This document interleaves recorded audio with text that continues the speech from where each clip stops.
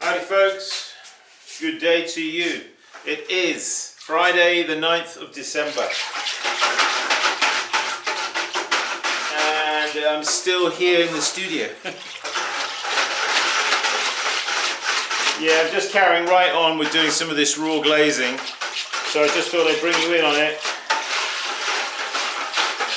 Just got a few tankards to glaze on the outside, remembering that we already glazed the inside. You saw me do that in the last video. So now I'm going to be doing the outside.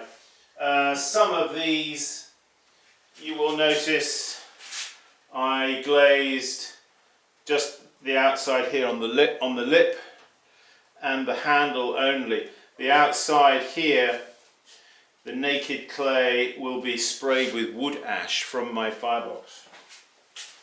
Okay, so that's those on this board. They're only glazed like that. All the others are glazed on the inside and the outside, which I'm just going to do now. And then what I want to do is these GP bowls that you saw me make just recently, I'm going to do a bit of glazing with them. Okay, hope you're doing well, everybody. Let's put the camera like that. So we'll just do this. So make sure your glaze is nicely stirred up, okay? It's important. I use one of these whisks. You don't have to. You can use a piece of wood, but I like these because they're getting more agitation, you know. It's a caterer's whisk.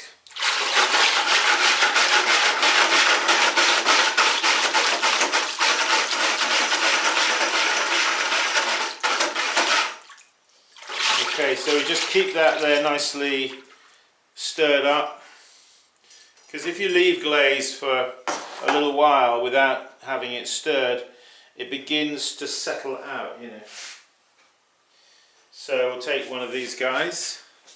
Now, any incrustations here on the lip left over from just doing the inside and pouring out, you might get an, I call it an incrustation. What do you call it? You know what I mean though? A globule of dried glaze that is sat there, you know. So remove any of that kind of thing. Okay, and then we're just going to simply hold it like this. It's quite a stretch for me, for my fingers, for my palm. And I'm going to go straight down to the bottom, taking care not to get the base messed up with glaze. You really don't want to do that. That's a real nuisance. Okay, and now over, put it down here. Now it's pretty normal when you just do what you see me do, that where you've left a finger on a rim. See if I can bring that up there to show you. You can see where my finger was touching. Now, in this case, in this instance, with these mugs, we're going to be banding them around the top, so that the banding of the iron oxide around the top here covers over any finger mark there. Really, you don't see it. Okay, so let's just do a few of these. All right.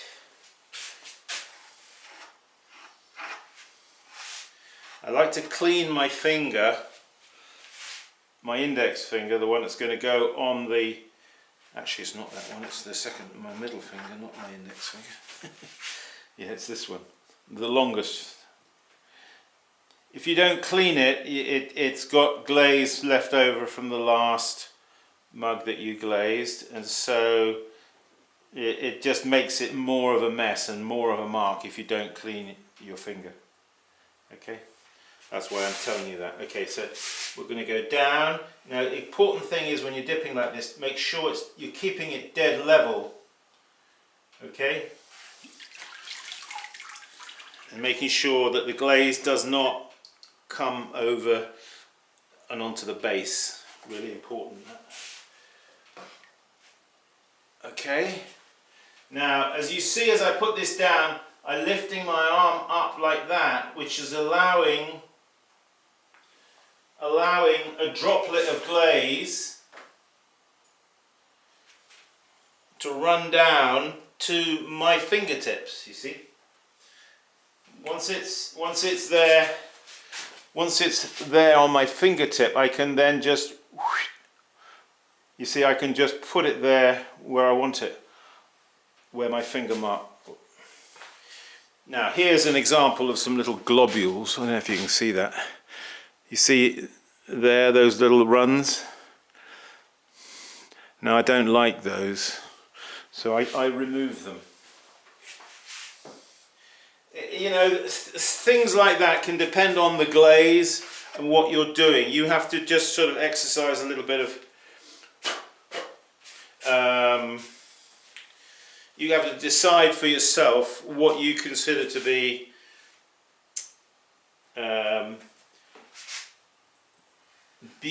what is beauty. You know, you have to ask yourself that question. What is beauty? And that's something that is personal to you. So there's no necessarily a right and a wrong. It could be different from one person to another. If you get my meaning. Yeah, so a friend of my grandfather's, guy called Yanagi, Japanese potter, Yanagi, used to say, there is beauty in irregularity. That's absolutely true, isn't it? There is beauty in irregularity.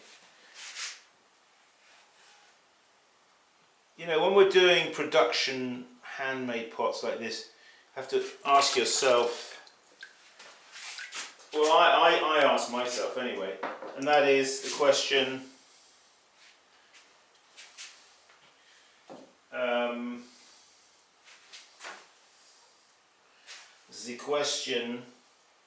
is what if I leave, whatever it happens to be, you know, in the making process, you quite often find something happens in the making and it's slightly blemished, or it's slightly not as you think it should be, because it's not measuring up in your mind to something that looks like it's come off a production line of some ceramic pottery shop in deepest China, you know.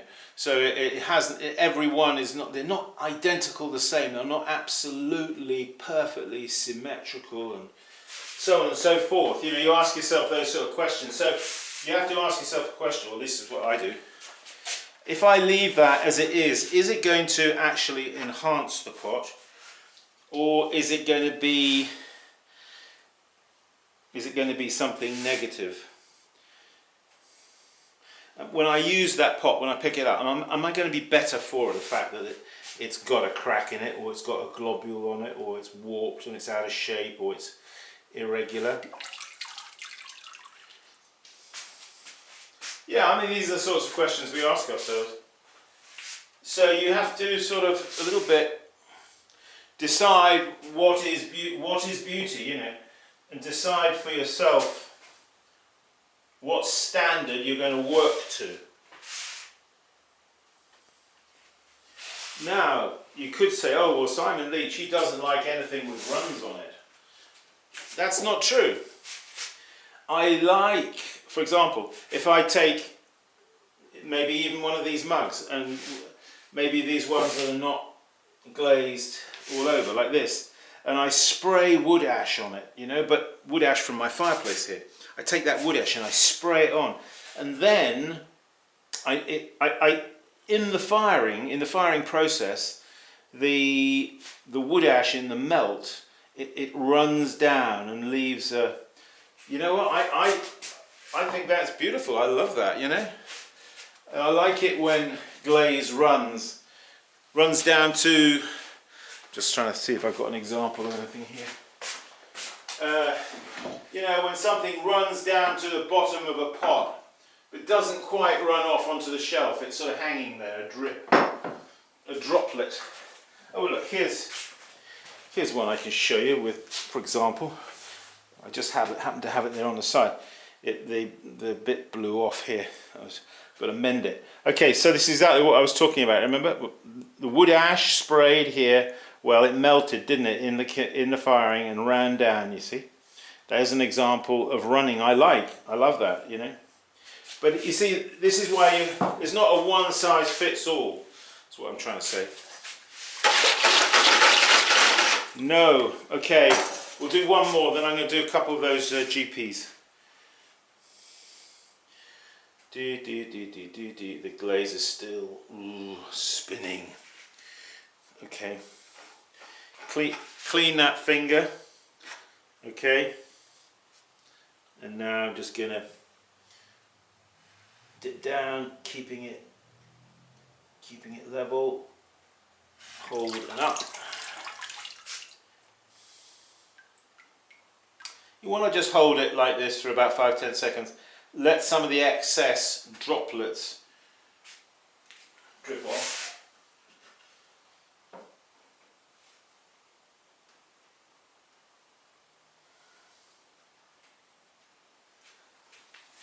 Okay, I'm going to wash my hands. Nice day today. Yeah, the sun is shining and it's kind of mild. We still have the fire light there. Okay, let's see if we can do some of these to show you how we do these. So these are only glazed on the inside, okay? So as always,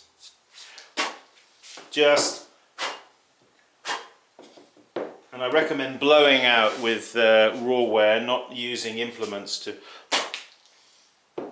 try to get dust out. These won't have very much dust because they were only made a few days back. You saw me make them. Okay, so I'm going to use a jug. We're going to take one of these. Now, the way I do these is, as I say, they're not glazed on the outside, they're only glazed on the inside. On the outside we spray wood ash. So these are going to be glazed up to where my finger is there, okay, all the way around, and then through the pouring lip I will put glaze. How are we going to do that? Well, yeah, you're going to watch me do one or two, and I may not make the best job of it, but I'm going to show you anyway. Okay, so this is how I do it. I'm going to pour in the glaze like that, about that much, and now I'm going to take that glaze, take it up to the lip there. Hopefully you can see this. Ooh. You do need a little bit of a steady hand. Now I'm rotating it, but you see I'm just letting the glaze come to the edge as I rotate it, and now taking it like that, and now I'm ready to pour it out. See, through there.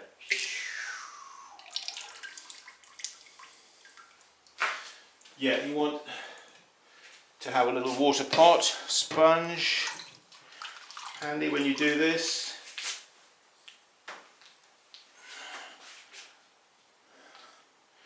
Okay, nothing much to clean there. Alright, you see that? Now, you will see a little bit of, now if you don't like it, if it's a bit too wavy, I sometimes just, whoops, would you believe it? I felt it crack under my grip. I felt it crack. Sorry, GP Bowl. Yeah, that's one of the things you have to be wary of when doing raw wear. What I should have done, which I didn't do, was spray the outside with water. The thing was expanding, you see, and while I was busy with my explanation, I was holding it, and I was holding it just a little bit too, and I just felt it crack beneath my fingers. I'm glad it happened because I was able to demonstrate something to you. And one of the dangers of, or one of the things to be aware of when you're doing raw glazing is, that's why it's not really recommended for beginners, because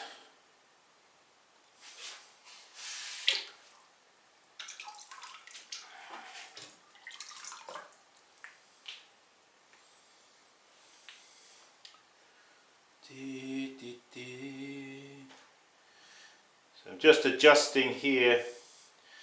Now what I will need to do is, what I want to do is just that. I just wanted to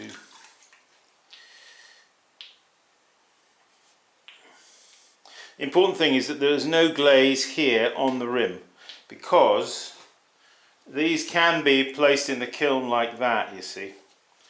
Obviously you don't want to have any glaze there, otherwise they would touch together. Okay, let's do another one. I haven't done any glazing of GP bowls like this for quite a while, so I'm not saying I'm doing a very good job of it. Get a little bit better at this when you've done a few. You begin to get you judge the distance of the glaze from the lip, and I'm a bit rusty at it. Nothing that practice wouldn't sort out though, hey? Da, da, da, dee, da, da, dee. A little bit of that there. Okay, now just equalize out the moisture content in the wall of the pot. Okay, so have a go at doing some pots where you only glaze the inside like that. You can leave the outside raw, and you can spray wood ash on it. Now, lots of people write to me and ask me, "Oh, Simon, will that work at cone 6 in an electric kiln with wood ash?" I don't know, I'll be honest with you, I don't know. People have written to me and said yes, and I don't have an electric kiln, so I can't really answer that question. I don't fire in oxidization, I fire in reduction. So, but yes, go and have a go at doing that and let me know how well it worked for you. Okay folks, that's it. Thanks for being here. Just continuing on with this raw glazing. I've got to get all these things done. I've got to get over to the decorating bench. I've got to band all of these. I've got to decorate them all with foxgloves and other decorations, whatever comes to my mind. Go to the website, Simon Leach Pottery, like, subscribe, all the usual whatnot, which I never say, but you know. If I get tired of listening to other people saying it, I think, oh. Yes, good. Alright folks, have a good weekend. Good to be with you. Keep practicing. I'll see you soon. Bye bye.